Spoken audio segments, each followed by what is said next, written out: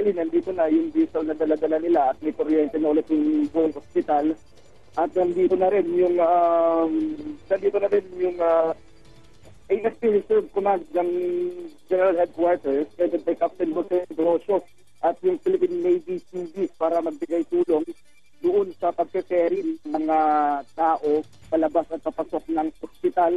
Dahil isa sa problema rin ng ospital, Paolo Cherry, ay yung pagkain. So yung mga iba na may mga bantay dito ay kailangan nila bumili ng pagkain. Pero there's no way out except to ride sa rubber boat ng Philippine National Red Cross.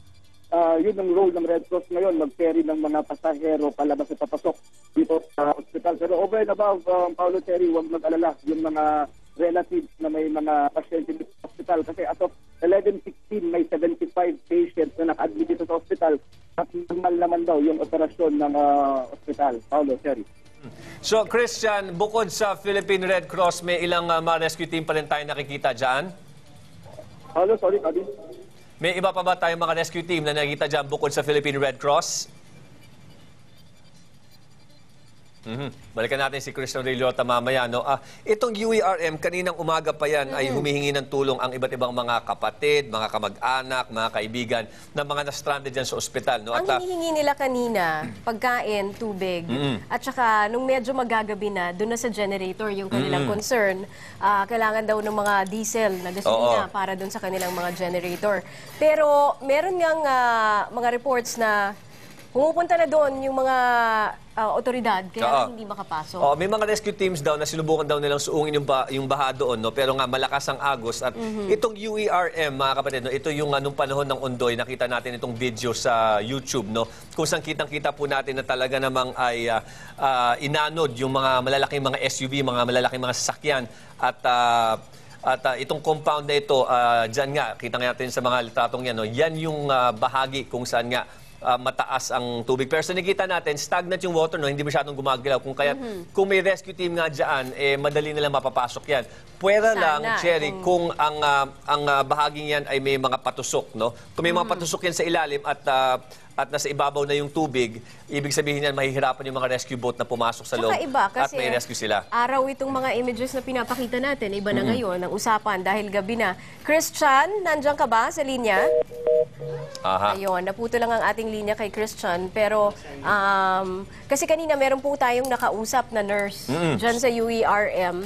Si Rem Rigos. Si Rem Rigos. At ang sinasabi niya, kahit papano, nagrarasyon itong kanilang dietary unit para dun sa mga pasyente. At ano raw yan, talagang pantay-pantay ang pagbibigay sa lahat ng mga pasyente. Pero nakaka-alarma dito, Cherry, yung lokal na pamahalaan ng Maynila ay hindi pa rin nakakapagpadala ng pagkain. Mahigit, base sa naninig natin kanina, no, umaabot sa halos 1,000 ang mga stranded dyan sa loob ng UERM compound. At hindi lang yan, pati po ang ibang mga ospital nangangailangan din ng tulong, kagaya ng UST, ng De Los Santos Medical Hospital. Dyan sa May Rodriguez, no? Oo. At ito nga, hindi rin pinatawad ng baha ang maraming gusali sa Maynila. Sa kasagsagan nga ng ulan, kanina isang morgue ang lumubog sa baha. May live update mula sa Maynila si Zai Piniza. Zai, good evening.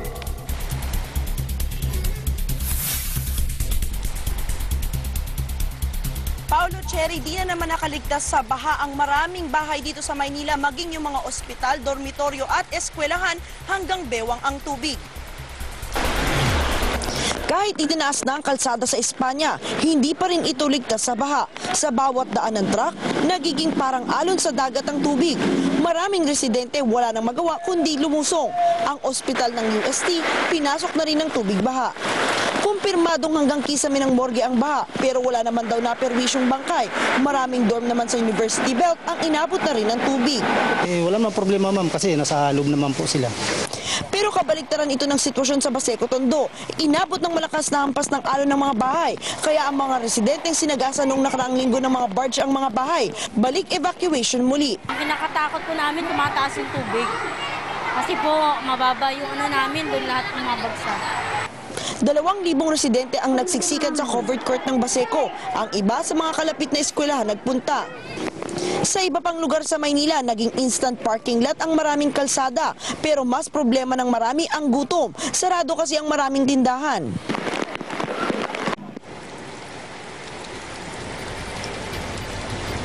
Paulo, Cherry, hanggang sa mga oras na ito, hindi pa rin tumitila yung ulan. Kaya naman kung makikita nyo sa aking likuran, hindi pa humuhupa yung baha dito sa Espanya. At dahil dyan, maraming eskwelahan at opisina pa rin ang hindi magbubukas hanggang bukas. Paulo, Cherry?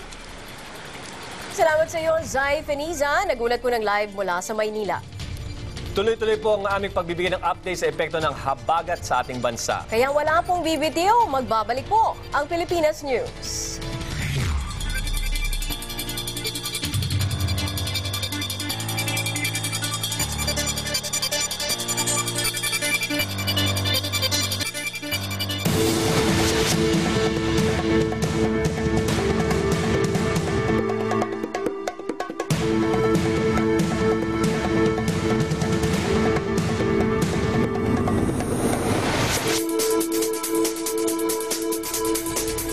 Sa punto ito, muli natin kumustahin ang kalagayan ng mga kapatid natin sa Marikina. Live pa rin po sa Marikina si June Loyola. June, kamusta na dyan ngayon? Paulo, Cherry, patuloy nga na bumubuhos ang ulan dito sa Marikina. At sa ilang minuto nga ng pag-uulan ay bahagyang tumaas ang level ng tubig dito. As of 11:20 ay ibinalita ng Marikina Public Information Office na nasa 21.1 meters na ang level ng tubig sa ilog. Talagang tumataas pa rin yung tubig dito. Panawagan ng lokal na pamahalaan, lalo pat papatulog na ang mga kababayan natin na maging alerto at makiramdam sa bawat buhos ng ulan. Samantala, Paulo, Cherry, nagsisiksikan pa rin sa 22 mga evacuation center ang libo-libong evacuees. Ang iba dumadaing na ng gutom, ang iba nagkakasakit na, habang iba nanlalamig na nga dahil nga sa sama ng panahon. Narito ang pahayag ng ilang nakausap natin. Kung makatulad sa Ondoy, na wala man lang natira kahit isang gamit. Oo. Hanggang yung naglikas kami po, hanggang bewang yung tubig. Oo.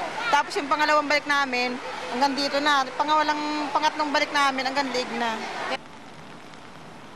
Paulo, Cherry, bandang alas 10 kanina ay nagpunta naman dito si MMDA Chairman Francis Tolentino at namahagi nga na relief goods sa mga libo-libong evacuees doon sa Santo Niño Elementary School at High School. Bagamat limitado nga yung naibigay nilang tulong, nanawagan pa rin yung mga evacuees ng karagdagan tulong sa mga may mabubuting loob, gaya ng pagkain, gamot at mga damit. Paulo, Cherry. So, Jun, yung pinakitang statue kanina, no, yung binanggit natin na hanggang baba nung panahon ng Ondoy, at ngayon nakita natin lampas bewang na, no? Jun? Kung hindi tayo narinig ni Jun. June? Balikan natin si June Loyola dyan sa may Marikina. Nagulat siya live, no? At nakita nga natin, no, habang siya naguulat, lumakas na naman ang buhos ng ulan. At ito nga sinasabing karakteristik ng hanging habagat at ang ulang dala nito. Ito'y mararanasan po natin na matinding buhos ng ulan pagdating ng gabi. Tsaka Itong oras na to. Gusto ko rin sana itanong kay June kasi merong mga nagpapack ng mga relief goods ngayon at saka bukas ng umaga kung reachable ba o kaya bang daanan ng mga ordinaryong sasakyan o siguro kahit SUV o truck, no, papunta doon sa mga evacuation centers. Kung meron mga private groups na gustong pumunta doon at magbigay ng kanilang mga relief goods. At sa mga nais pong magbigay nga ng tulong pinansyal, ay maaari po kayong magpadala o i-deposit po ang inyong pera dyan sa ating mga bank account, ang Alagang Kapatid Foundation Incorporated. Dito po sa mga account numbers na naka-flash po sa inyong mga screen. At abiso naman para sa mga motorista, naglabas ang Philippine National Police ng mga kalsadang hindi madadaanan dahil lubog pa rin sa baha. Sa Maynila, kasama dyan ang H. Lopez, Enzo Mora Moriones, Pampanga Street, Gagalangin, Fernandez Street, Bitas, Jacinto Ugbo, Morga, Nolasco, Delpan Area, Recto Tayuman, J. Luna, Quezon Boulevard, Underpass, Dimasalang Quiapo, Ilalim, Lagunslilan, P. Burgos at Finance Road at sa paligid din ng Manila City Hall.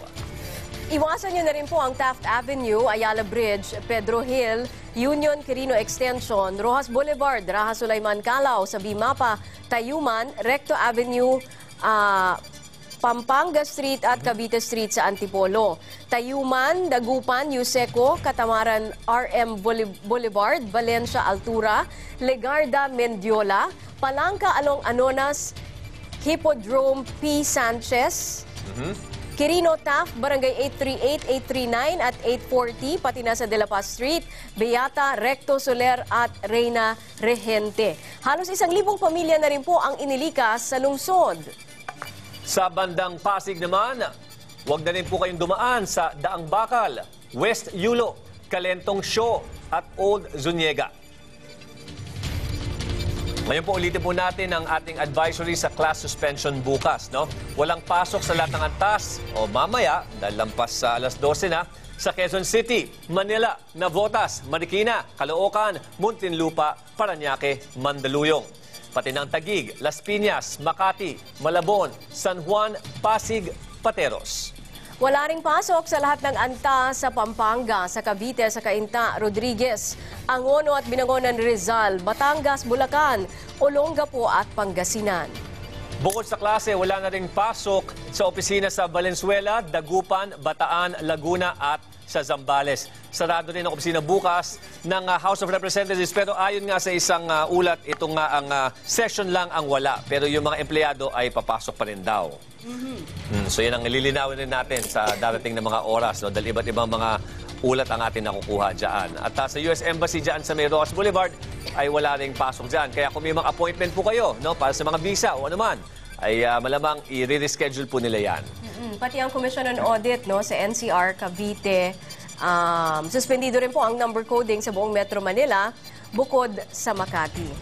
So walang number coding bukas sa Makati. Hindi, merong number coding sa Makati. Bukas sa Makati. Pero sa lahat ng lugar, wala. Bakit kaya ganun? Bakit ang Makati ay magsuspindi? Natatangi, siguro. Pero ito nga, no, mga kapatid, no, para sa mga nais nga magpadala ng tulong, binanggit na namin yung iba't ibang mga hotlines na pwede tawagan o yung mga bank account na pwede nyong pagdeposita ng pera. At sa mga nangangailangan naman ng tulong, ay marami po tayong mga ipa-flash sa ating mga screen sa darating na mga oras para po ay meron kayong matawagan ng mga hotline ng NDRRMC. Nandiyan din po ang Philippine Red Cross at pati na kami dito sa Rescue 5. At saka sa Radyo 5, tumutok lang po kayo, 92.3 News FM. Meron po tayong paglilinaw. Ito yung issue tungkol sa Congress kung may pasok. Meron daw pasok ang mga nagtatrabaho sa Kongreso bukas, pero walang sesyon. So yung mga kongresista, hindi sila magsisesyon. At ito pa, may mga balitang kumakalat, tiyak, ito nakabot na sa inyo sa internet, no? Itong sinasabi na hanggang August 10 daw, walang pasok, ayon daw sa CHED at sa DepEd. Ito po ay pinabulaanan na nila. Hindi po totoo yan. Abangan nyo po ang day-to-day advisory po mula sa inyong mga lokal na pamahalaan kung tuloy ba ang pasok o wala. At yan po ang mga balitang dapat malaman ng bawat Pilipino. Dahil ang balitang ito tungkol sa iyo at para sa iyo. Ako po si Cherry Mercado. Saan man, kailanman kapatid. Ako po si Paolo Bejones at ito ang Pilipinas News. Magandang umaga po sa inyong lahat.